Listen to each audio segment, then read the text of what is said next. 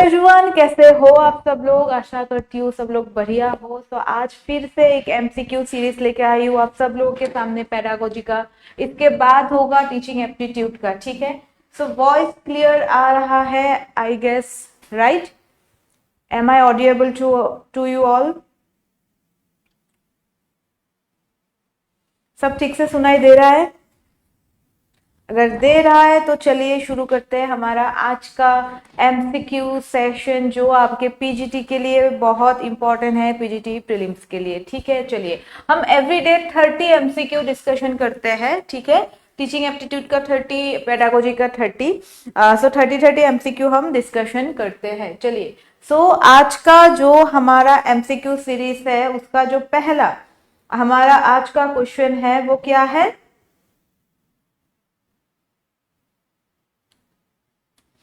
चलिए देखते हैं।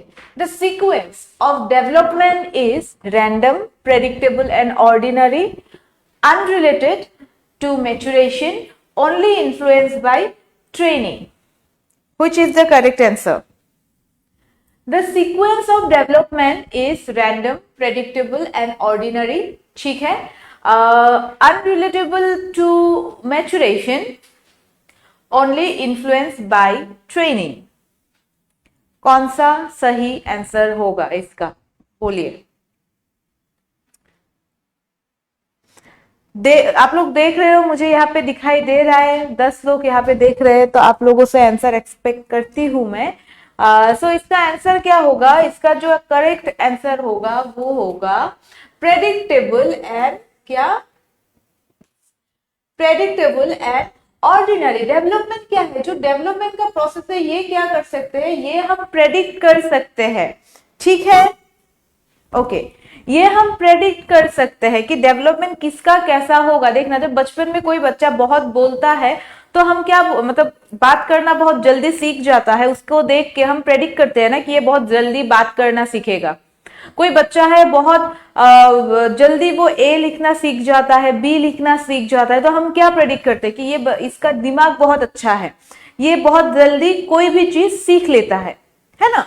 तो वो एक बात है कि डेवलपमेंट हम क्या कर सकते हैं? प्रेडिक्ट कर सकते हैं, ठीक है। Yes, B. चलिए नेक्स्ट देखते हैं number 2। Which stage is called the search for identity stage? Childhood, adolescence, infancy, adulthood. ये वाला पॉइंट हमने कल भी डिस्कशन किया था, कौन सा होगा?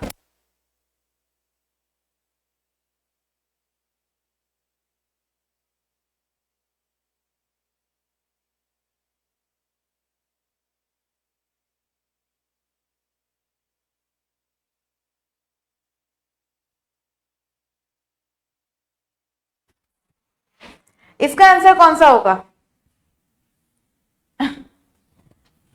ये हमने कल भी डिस्कशन किया था। इसका जो आंसर होगा, जहां पे क्या करते हैं, जहां पे हम क्या करते हैं, हम search for identity, who am I, ठीक है। हु एम आई, ये जो पॉइंट है उसके ऊपर हम सर्च करते हैं। तो इसका जो पॉइंट होगा वो होगा एडोलेसेंस। एडोलेसेंस में हम क्या करते हैं? एडोलेसेंस स्टेज में हम क्या करते हैं? हम सर्च करते हैं खुद के आइडेंटिटी को, राइट। चलिए, socio emotional development includes Socio-emotional development includes motor skill, attitude formation, height and weight, reasoning ability. Which is the correct answer? बोलिए। सोशियो इमोशनल डेवलपमेंट, ठीक है। मोटर स्किल मतलब क्या है? मोटर स्किल मतलब क्या है? मोटर स्किल जो फिजिकल एक्टिविटी के साथ जुड़ा हुआ होता है, राइट। एटीट्यूड फॉर्मेशन जो इमोशनल अफेक्टिव डोमेन के साथ जुड़ा हुआ है, राइट। तो इसका सही आंसर क्या होगा? बोलिए। हाइट, वेट भी फिजिकल डोमेन के साथ, रीजनिंग कॉग्निटिव के साथ, इसका सही आंसर कौन सा होगा? इसका जो सही आंसर होगा वो होगा this one, attitude formation. Socio emotional के हम क्या करते हैं? जब हम सोशियली किसी के साथ कनेक्ट होते हैं, हम हमारा एटीट्यूड, हमारा बिहेवियर, उन सब में उस चीज का इफेक्ट पड़ता है, ठीक है। चलिए, individual differences arise due to heredity, environment, both heredity and environment, classroom only. Individual differences Individual differences arise due to heredity, environment, both heredity and environment, classroom only. कौन सा होगा सही answer?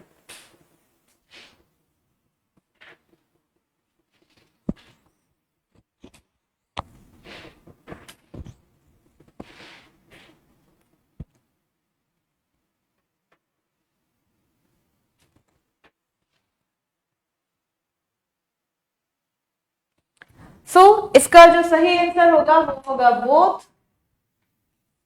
Both heredity and environment. ठीक है, individual differences both heredity and environment से जुड़ा हुआ है और ये दोनों ही क्या करते हैं, अफेक्ट करता है हमारे इंडिविजुअल डिफरेंस के ऊपर.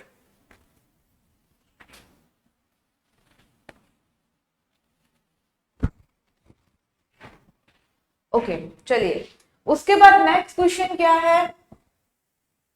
नेक्स्ट है a child with delayed cognitive development. क्या है? Child with delayed cognitive development may show high physical stamina, difficulty in reasoning and problem solving. ठीक है, इंक्रीज क्यूरियोसिटी, बेटर मेमोरी. कौन सा होगा?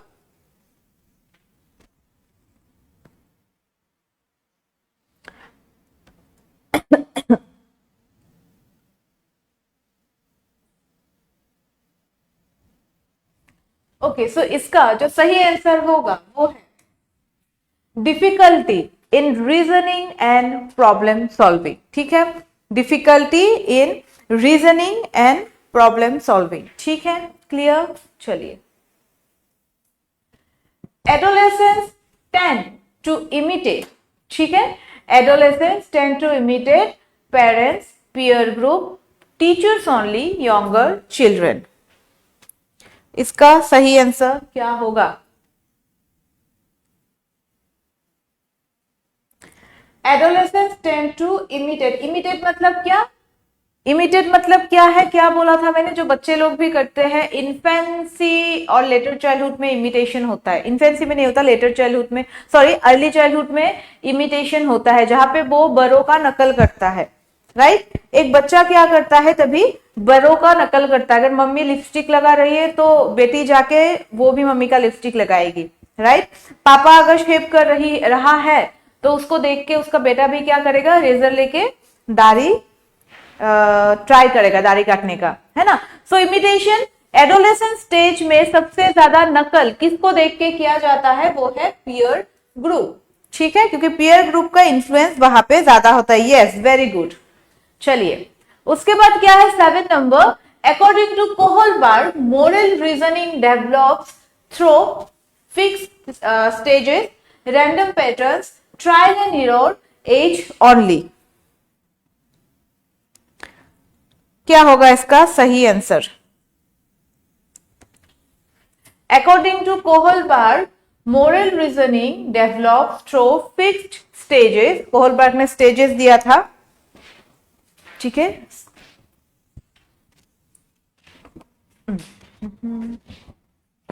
Fix stages, random patterns, trial and error, age only. So इसका answer जो होगा वो होगा फिक्स स्टेजेस. ठीक है, ओके. नेक्स्ट देखते हैं, learning is the most effective. ठीक है, learning is most effective when learner is passive. ठीक है, क्या है? When learner is passive, rote memorizing, learner actively participates, only teachers talk. ये हमको सबको पता है. इसका आंसर क्या होगा? इसका आंसर क्या होगा?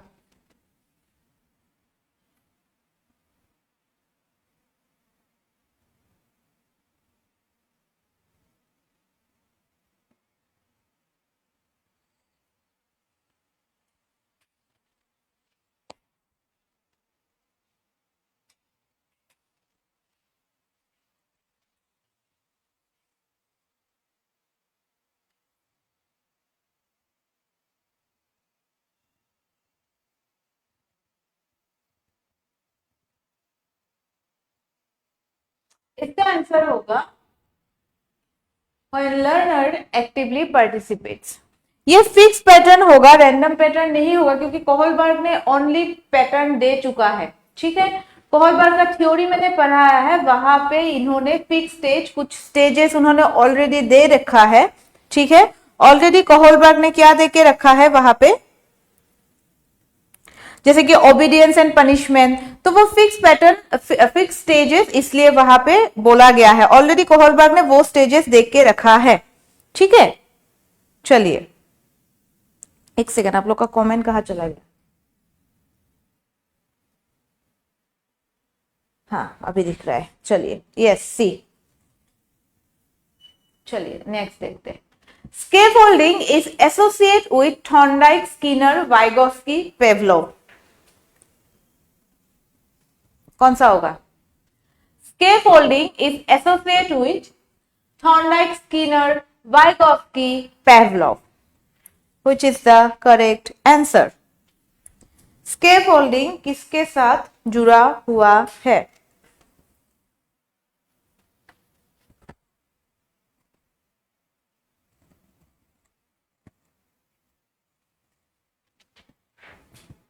और हमने दो टर्म पढ़ा था ना,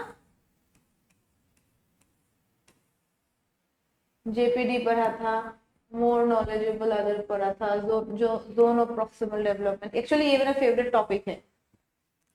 ओके, तो scaffolding is related to Vygotsky, very good. चलिए नेक्स्ट देखते हैं। Learning by doing is supported by Dewey, Vygotsky, Gardner, Bruner. Learning by doing,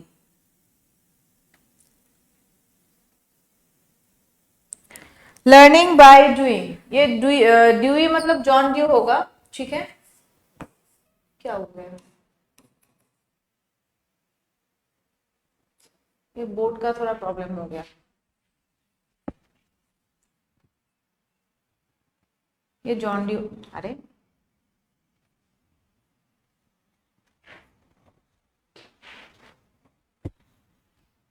okay, so learning by doing किसके साथ जुड़ा हुआ है बोलिए?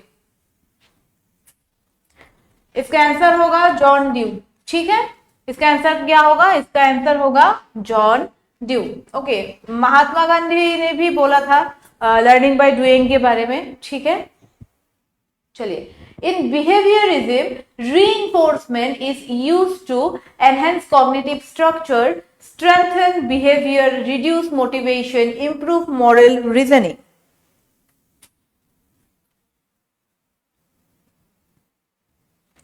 In behaviorism, reinforcement is used enhance cognitive structure, strengthen behavior, reduce motivation, improve moral reasoning। so इसका जो सही answer होगा, क्वेश्चन में ही आंसर है, आंसर आपको देख के ही पता चल जाता है। इसका आंसर क्या है?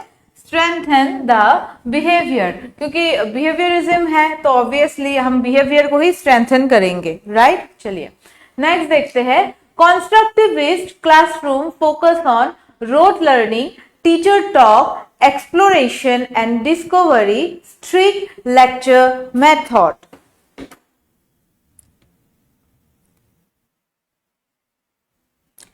कॉन्स्ट्रक्टिविस्ट क्या बिलीव करते थे? कल भी मैंने बताया था, कॉन्स्ट्रक्टिविज्म में जो है वो बिलीव करते हैं कि बच्चा खुद से सीखता है with their own experiences, right. बच्चा खुद से अपने एक्सपीरियंस के साथ सीखता है। ठीक है, सो इसका आंसर क्या है?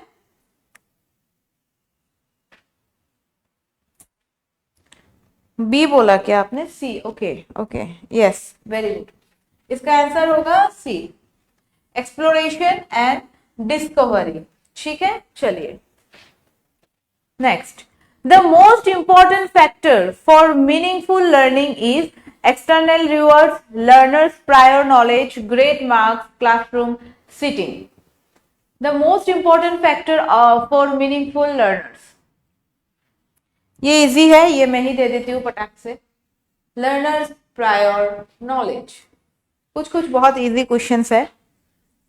Okay, effective domains deal with skills, values and attitudes, mathematical ability, logical reasoning. Affective domains deal with skills, values and attitude, mathematical abilities or logical reasoning.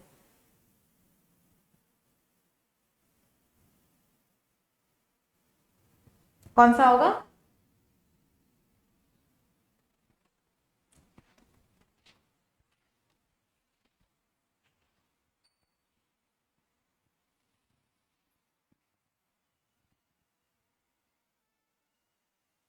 Affective domain जो होगा वो है वैल्यू एंड एटीट्यूड. ठीक है. The teacher-student relationship should be fear-based, friendly and democratic, strict and dominated, formal and distant. कौन सा होगा इसका आंसर?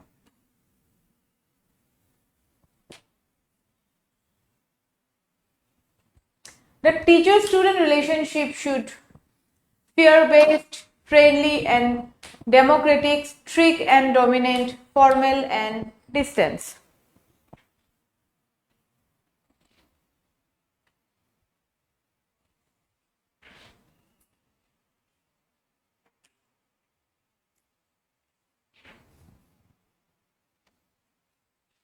तो इसका जो आंसर होगा वो होगा फ्रेंडली एंड डेमोक्रेटिक. ठीक है.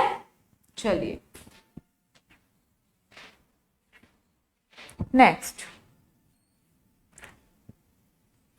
Brainstorming is used for memorizing, generating new ideas, detection, drill, practice. Brainstorming क्या है? ब्रेनस्टॉर्मिंग एक ऐसा मेथड है जहां 4 से 5 ग्रुप ऑफ पीपल एक साथ बैठ के अपना अपना टॉपिक डिस्कशन करते हैं. सपोज एक टॉपिक है या फिर डिफरेंट टॉपिक एक साथ भी डिस्कशन करते हैं या फिर एक टॉपिक के ऊपर अलग अलग थॉट्स जिनका जो है वो वहां पे डिस्कशन होता है. तो वो क्या है? वो है ब्रेनस्टॉर्मिंग. सो ब्रेनस्टॉर्मिंग मेनली क्या है?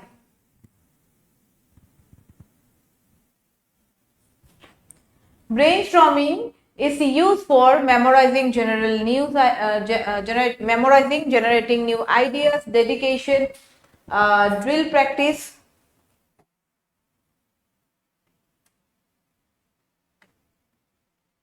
Okay, B. Yes. Very good.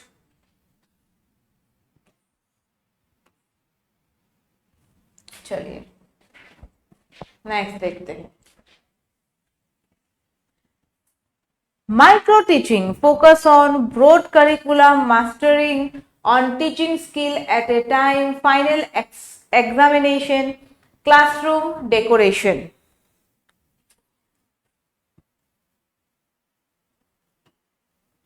Micro teaching focus on, एक है मैक्रो टीचिंग और एक है माइक्रो टीचिंग. माइक्रो टीचिंग में क्या होता है? एक छोटा सा प्रैक्टिस होता है जो पीयर ग्रुप में भी होता है. जैसे कि टीचिंग प्रैक्टिस में होता है कि मैं टीचिंग कर रही हूँ, कोई आके मुझे देखे कि मेरा टीचिंग क्या है, पीयर ग्रुप में से ही, है ना. तो वहां पे क्या होता है कि वो लोग बोलते हैं कि आपका टीचिंग स्टाइल में ये ज्यादा है, ये कम है, या फिर कुछ बहुत ज्यादा अच्छा है, तो वो पॉइंट करके वो हमको बोलते हैं. ठीक है. तो उसको बोला जाता है माइक्रो टीचिंग. सो इसका आंसर जो होगा, माइक्रो टीचिंग कहाँ पे फोकस करता है? माइक्रो टीचिंग फोकस करता है mastering one teaching skill eight ए टाइम. ठीक है. माइक्रो टीचिंग कहाँ पे फोकस करता है? वन टीचिंग स्किल एट ए टाइम. ठीक है. चलिए. A good classroom environment should be fearful, competitive, inclusive and supportive. Teacher dominance. A good classroom environment should be fearful, competitive, classroom and supportive, teacher dominating.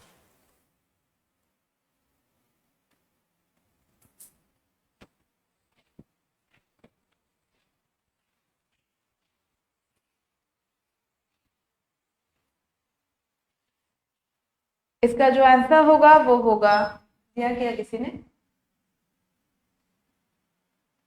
Okay, yes, inclusive and supportive. मुझे थोड़ी देर रुकना पड़ेगा. मतलब आप लोग का जो comment है, आई गेस मेरा जो क्वेश्चन है वो आपसे आपके वहां पे देर से पहुंचता है और आपका जो आंसर है मेरे यहाँ पे थोड़ा देर से आता है, तो थोड़ा टाइम रुकना पड़ेगा। चलिए, non verbal communication includes homework, gesture and facial expression, lecture, text book, reading. कौन सा होगा?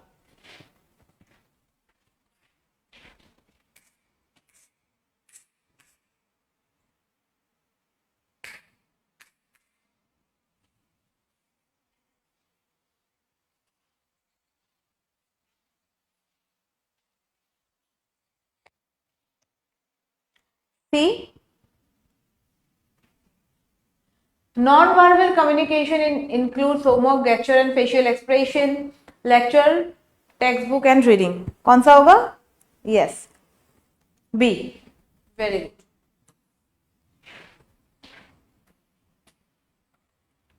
चलिए, अभी नेक्स्ट देखते हैं। नेक्स्ट क्या है? A teacher uses example first and explains the rule later. This method is, पहले क्या करता है? पहले एग्जाम्पल देता है, उसके बाद रूल सिखाता है। ठीक है, तो इसको क्या बोला जाता है? इस मेथड को, इस मेथड को क्या बोला जाता है? Deductive, inductive, analytical, synthetic.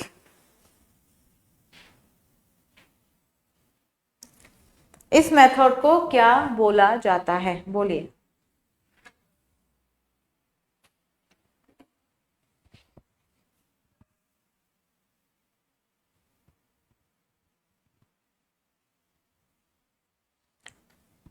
Only एक जन ही, क्या नाम है आपका?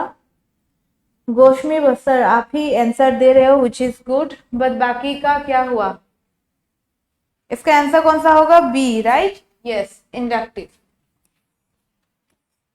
चलिए नेक्स्ट देखते हैं।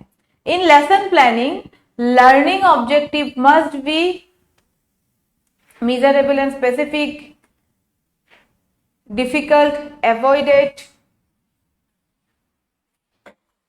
verb। बोलिए इसका आंसर क्या होगा?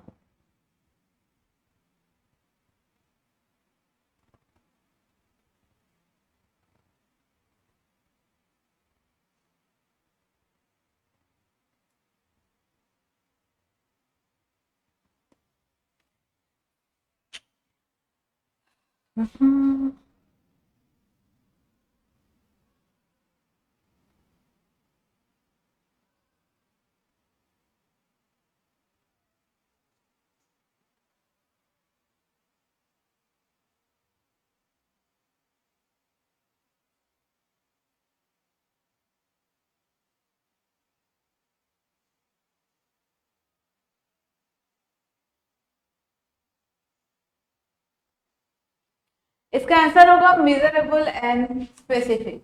ठीक है, ये है आंसर 10, बाइक या फिर वर्ब, आप ऐसा प्रोनाउंस कर सकते हो। लिखा क्यों नहीं जा रहा? अरे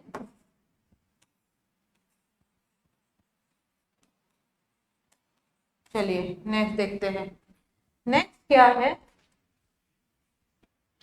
Teaching learning materials, TLM, are important because they confuse students, they help in concrete understanding, they increase homework, they reduce learning interest।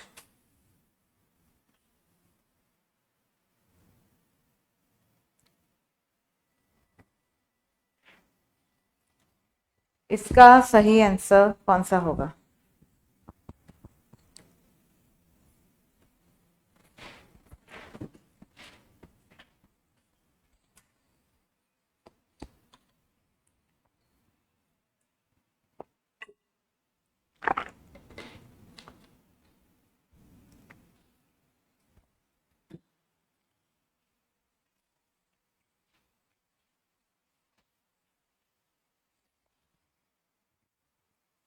इसका जो सही आंसर होगा वो होगा they help to concrete understanding, B. ठीक है, next, curriculum refers to only textbooks or learning experiences provided by school, exam only, homework. Curriculum refers to only textbooks or learning experiences provided by school, exam only, or homework.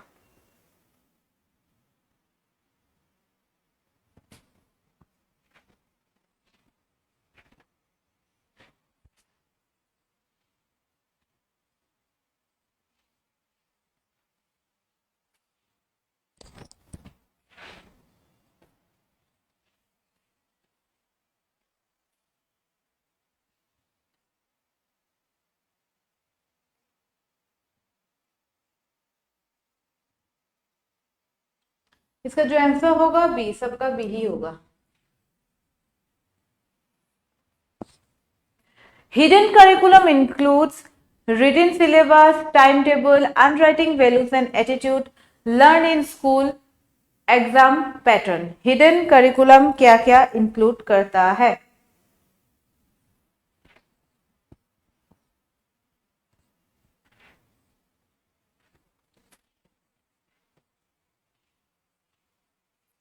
Hidden curriculum क्या क्या include करता है?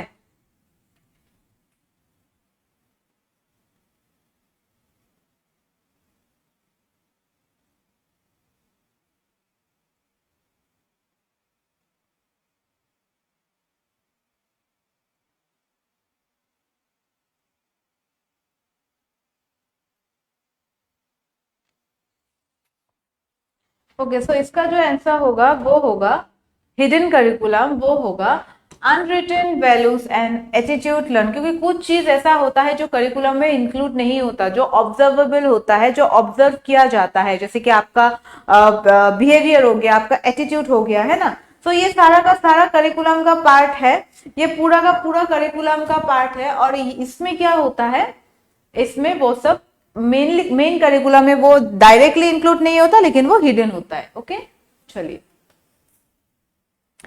NEP 2020 promotes, NEP का full form क्या है? National educational policy. ठीक है.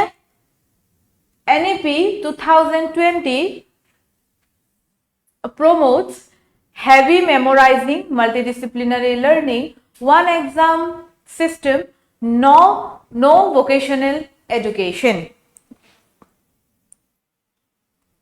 कौन सा होगा इसका answer? NEP 2020 promote heavy memorising, ये तो होगा नहीं, कैंसिल. वन एग्जाम सिस्टम, ये भी नहीं होगा.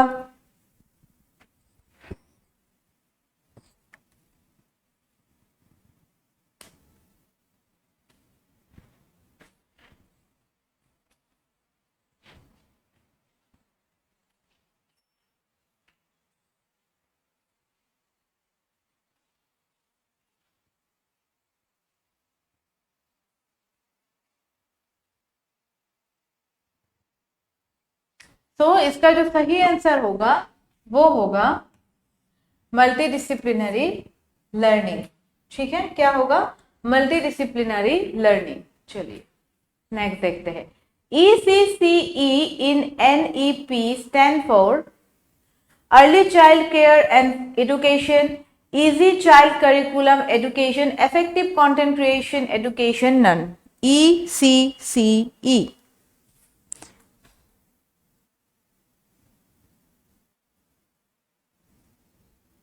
ये किसके लिए स्टैंड करता है? ECC, ऐसे फुल फॉर्म आपका आएगा. हाँ, फुल फॉर्म थोड़ा देखना. आपका प्रीलिम्स में थोड़ा इजी क्वेश्चन आया है, लेकिन मेंस में थोड़ा टफ लेवल थोड़ा सा भरेगा. Early child care and education. ठीक है, early child care and education. चलिए next. NEP 2020 suggests assessment should be stressful and exam heavy, holistic, flexible and competency based, only MCQ based, teachers centric.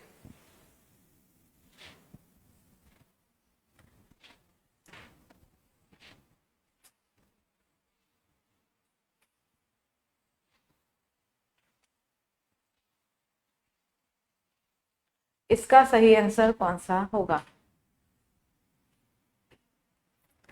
NAP 2020 suggests assessment should be stressful and exam heavy, holistic, flexible, competency based, only MCQ.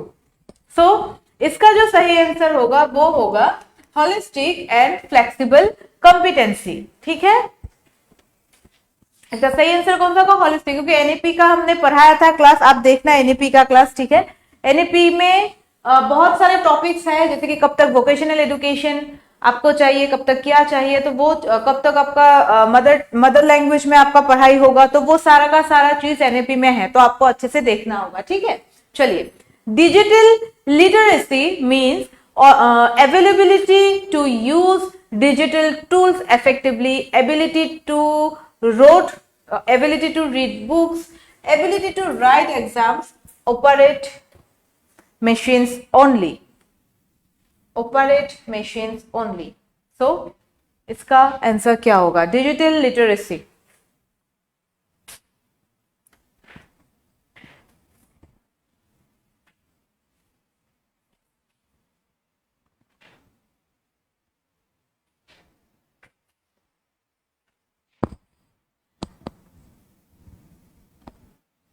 Digital literacy का मतलब है ability to use digital tools effectively. क्या होगा? Ability to use digital tools effectively. ठीक है, चलिए next. Self assessment helps learners to compare with others. ठीक है, understand their strength and weakness, avoid responsibility, increase competition. Self assessment helps learners compare, ये सारे के सारे नेगेटिव्स है, आप रिजेक्शन मेथड भी आराम से यूज कर सकते हो। पॉजिटिव कौन सा है? ये understanding their strength and weakness. ठीक है, उसके बाद क्या है? Constructive alignment means aligning objects, teaching methods and assessment, aligning students in row, aligning curriculum with textbooks, making difficult question paper, making difficult question paper। और ये हमारा आज का लास्ट क्वेश्चन है, और इसके बाद थोड़ा देर बाद 5 मिनट बाद हम स्टार्ट करेंगे टीचिंग एप्टीट्यूड का एमसीक्यू सेशन। ठीक है, सो इसका आंसर क्या है? इसका जो आंसर है वो है aligning objectives, teaching methods and assessment. ठीक है, चलिए, so thank you very much video को अंत तक देखने के लिए। आई होप आपको बहुत सारा हेल्प हुआ होगा, बहुत सारा डाउट क्लियर हुआ होगा। कुछ अगर डाउट्स है आप कमेंट सेक्शन में जरूर पूछिएगा। ठीक है, कमेंट नहीं करते, एक ही जन बस कमेंट कर रहा है, आंसर दे रहा है। जब आप आंसर दोगे तब आपका क्या होगा? आपका डाउट क्लियर होगा, आप और अच्छे से क्या कर पाओगे? एंगेज कर पाओगे क्लासेस में, है ना? आपका रिवीजन भी होता रहेगा। तो नेक्स्ट क्लास से आप काइंडली क्या कीजिए? काइंडली एक्टिव रहिए कमेंट सेक्शन में, राइट? और अभी थोड़ी देर बाद हम टीचिंग एप्टीट्यूड का एमसीक्यू सेशन स्टार्ट करेंगे, तो थोड़ा टाइम रुकिए, स्टे ट्यून। ठीक है,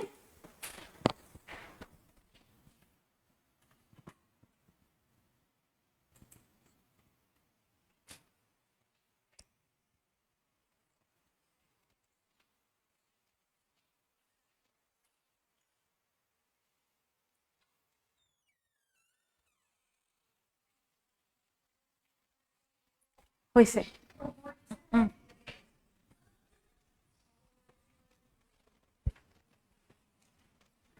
टीचिंग एप्टीट्यूड ना,